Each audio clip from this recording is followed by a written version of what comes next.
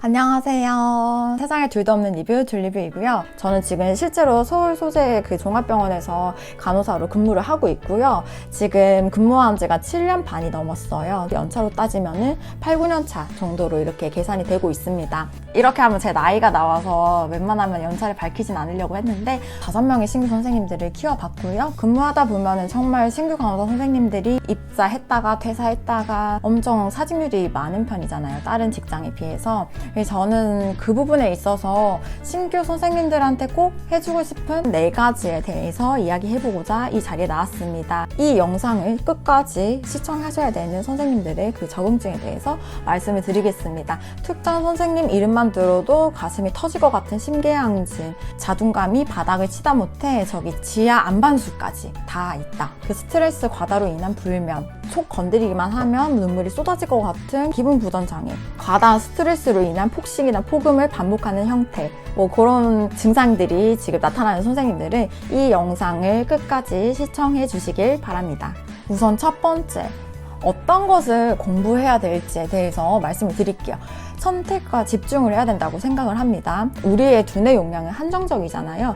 모든 걸 다 외우려고 하지 마시고요. 진짜 외워야만 일을 당장 할 수 있는 것만 외우시고요. 나머지는 그 원리랑 과정을 이해하시면 될 것 같아요. 간호사 삶에 있어서는 우선순위가 꽤 중요해요. 우선순위가 중요해서 어떤 것을 우선적으로 외울 것이며 어떤 것을 우선적으로 익힐 것이며 어떤 것을 가장 먼저 해줘야 될 건지를 판단을 잘 하셔야 되는데요.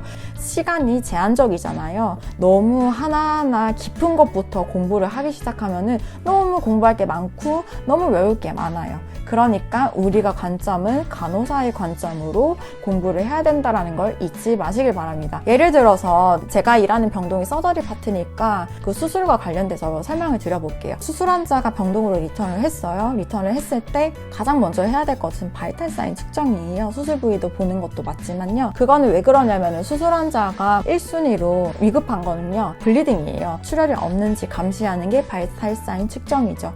그리고 또 중요한 것들이 뭐예요? 환자 관점에서 중요한 거는 페인 컨트롤이에요. 자기는 정말 지금 너무 찢어질 것 같이 아파요. IV PCA를 하고 왔다든지 진통제를 투여해야 된다든지 페인 컨트롤에 대해서 말씀을 드릴 수 있을 것 같고요. 전신마취 하에 수술이 진행됐다면 전신마취 부작용이 있을 수 있잖아요. 어지러움이나 오심, 구토 이런 거 있을 수 있고요. 화장실 가다가 휘청해서 머리 부딪힐 수도 있고요. 전반적으로 먼저 이해를 하셔야 됩니다. 그러니까 공부를 할 때 우리가 추가적으로 외워야 될 게 뭐냐면요. 갑상선 전 절제를 했을 때 그 다음 날부터 이제 신지로이드라고 갑상선 호르몬제를 복용을 하는데 어떤 수술이 이런 식으로 외우는 게 아니고요. 포스트오피 케어라는 관점을 먼저 이해를 하시고요. 부위별로 특정 수술은 추가로 더 해줘야 될 것들이 있잖아요.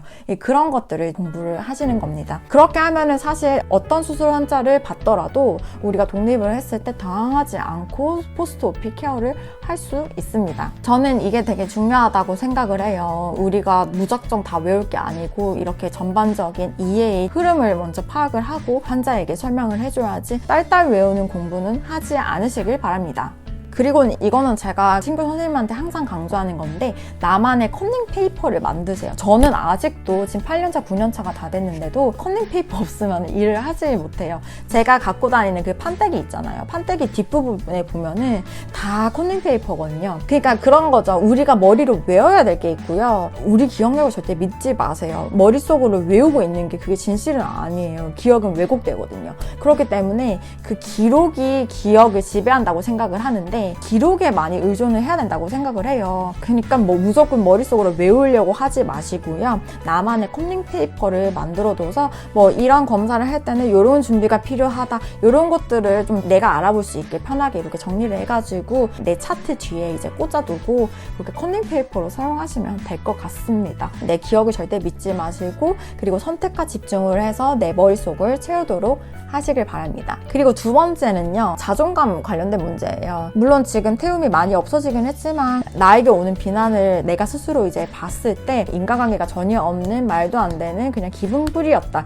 이러면은 그런 인격을 배우지 말아야겠다고 반면교사를 삼고 교훈을 얻고 끝내버리시고요. 그거 말고 정말 애정일 수도 있어요. 그게 저거 얘기 안 해주면 내가 나중에 정말 더 큰 사고를 칠 수 있는 그런 상황이 올 수도 있거든요. 이런 식으로 혼냈던 게 어떻게 보면은 내가 이런 행동을 더 하지 않게 바라는 마음에서 해주신 말씀이구나. 그러면은 거기에 대해서 일일이 상처받지 마시고요. 그렇게 배우고 감사합니다 마음속으로 하고 그냥 같은 반복된 실수 하지 않으시면 됩니다. 또 중요한 것들은요. 우리 지금 신규 선생님들은 지금 병원에서 근무하는 선생님들 중에서 가장 최신의 지식을 갖고 있는 선생님들이에요. 지금 졸업한 지 국시친 지 얼마 안 된 선생님들이잖아요. 그 선생님들이 가장 최신의 업데이트된 지식을 배워왔기 때문에 어떻게 보면 머릿속에는 오히려 지금 근무 오래된 선생님들보다 더 많은 지식을 갖고 있어요. 거기에 대해서 자부심을 가지시길 바랍니다. 우리는 그냥 일하는 방법을 모를 뿐이지 머릿속엔 정말 지식이 많아요. 지금 그 간호학과 4년 끝나면서 엄청 많은 걸 배워왔기 때문에 그거를 일과 적용을 못했을 뿐이지 신규 간호사 선생님들은 굉장히 자존감이 떨어져 있을 수밖에 없거든요. 나는 왜 이렇게 일을 못하지? 뭐 그런 것들 있잖아요. 난 또 이걸 실수했네? 인간이니까 실수를 할 수 있고요. 같은 실수 반복하지 않으면 되고요. 첫 번째 중요했던 부분을 말씀드렸듯이 선택과 집중을 해서 간호사의 관점으로 일을 잘할 수 있는 방법으로 내가 학교에서 배웠던 지식과 실무를 연결시킬 수 있는 그 공부를 하세요. 그리고 누구나 다 인간은 장단점이 있어요. 장단점이 있는데 많이 지금 자존감이 떨어져 있을 때는 나는 왜 이것도 못하지 이것도 못하지 이런 식으로 생각을 많이 할 수가 있단 말이에요. 저도 신규 선생님 5명을 길러봐서 아는데 선생님들마다 다 장점이 달랐어요. 단점이 장점이 될 수도 있고요. 장점이 단점이 될 수도 있어요. 상황에 따라서. 이제 저 같은 경우에는 기억력이 굉장히 안 좋기 때문에 저는 기억에 의존하지 않고 기록에 의존하거든요. 아직까지도 적어서 일을 하는 편이고요. 이제 그게 어떻게 보면 장점이 될 때도 있어요. 저는 기억력이 좋지 않아서 뭔가 뭐 병원에서 혼나거나 진상 환자나 보호자 만나고 와서 상처받았거나 이런 거 뭐 집에 와서 돌아서면 좀 까먹는 그런 장점이 있었거든요. 그러니까 여러분들도 본인이 갖고 있는 나는 왜 이렇게 일이 더디지? 왜 이렇게 오래 걸리지? 이거를 탓하지 마시고요. 천천히 오래 하는 선생님들은 대부분 좀 꼼꼼한 선생님들이 많거든요. 시간이 좀 지나면 손에 익숙해지면은 난 꼼꼼히 일을 잘할 수 있겠구나. 이런 식으로 관점을 전환하세요. 최대한 장점의 상황을 많이 끌어와서 인지하는 게 자존감에도 도움이 되고요. 자존감이 차이는 상태에서 일을 해야 자신감 있게 일을 할 수가 있어요. 그래야 실수도 덜하고요. 이제 그 부분 꼭 명심하시길 바랍니다. 그리고 세 번째는요. 신규 선생님들은 그냥 신규 선생님답게만 일하시면 됩니다. 내가 2개월 차다, 4개월 차다. 그러면은 4개월 차 정도의 수준으로만 일하시면 되지 뭐 3년차 선생님, 뭐 10년차 선생님 이런 선생님들처럼 일하려고 하지 마세요. 그거는 당연히 말이 안 되는 거죠. 지금 2개월차 선생님은요. 딱 2개월차 선생님만큼의 일만 잘 해주셔도 병동에 큰 도움이 됩니다. 그러려면 어떤 게 가장 중요하냐면요. 우리가 투약 에러 안 치는 것만으로도 정말 감사한 거예요. 환자 확인을 제대로 안 했을 때 항상 투약 에러가 날 수 있거든요. 환자 확인 그리고 그 라벨지와 약 용량 같은 거 잴 때 있잖아요. 라벨지 무조건 이중으로 확인하시고요. 등록번호가 있고 그 환자 인식표를 팔찌로 갖고 있을 거 아니에요? 그 더블 체킹하면 됩니다. 개방형 질문으로 환자 확인하라고 하잖아요.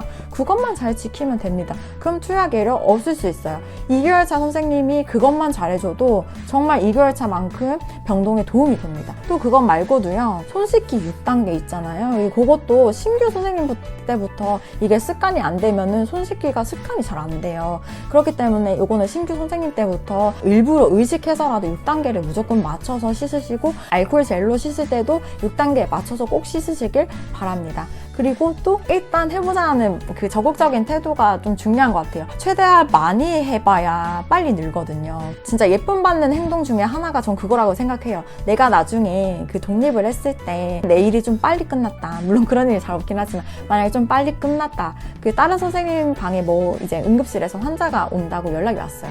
그러면은 선생님 그거 혹시 제가 받아보고 선생님이 뒤를 조금 봐주실 수 있으시겠습니까?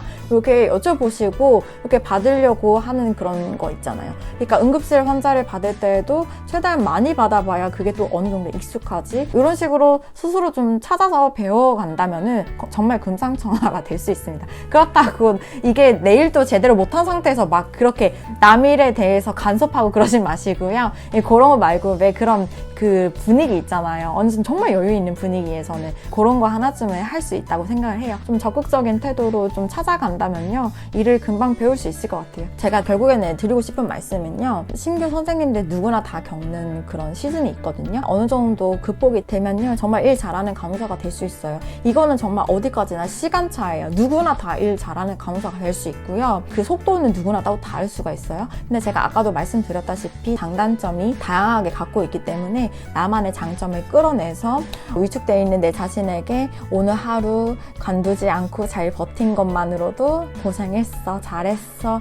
그러면서 우리 그 동기 선생님들 있잖아요. 예쁜 카페 가가지고 커피 마시면서 좀 뒷담화도 좀 하고 이런 식으로 해서 스트레스를 풀어가면서 잘 적응하시길 바랍니다. 여러분들은 누구나 다 소중하고 오늘 하루도 정말 다들 고생하셨고요. 긴 영상 여기까지 봐주셔서 감사하고요.